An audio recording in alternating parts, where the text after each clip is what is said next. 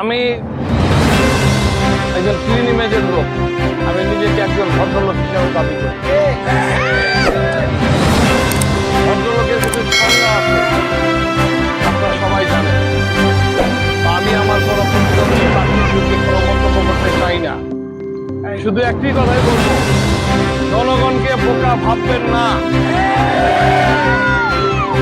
জনগণ সব বুঝে, সব জানে, হয়তো জনগণ অনেক প্রকাশ করে না। যার যার কর্মের ফল তাকে ভোগ করতে হবে এবং আগামী 12 তারিখে আপামর জনগণ, কার্বন 4-এর ভোটাররা তাদের মনের যে বাসনা, তাদের যে বক্তব্য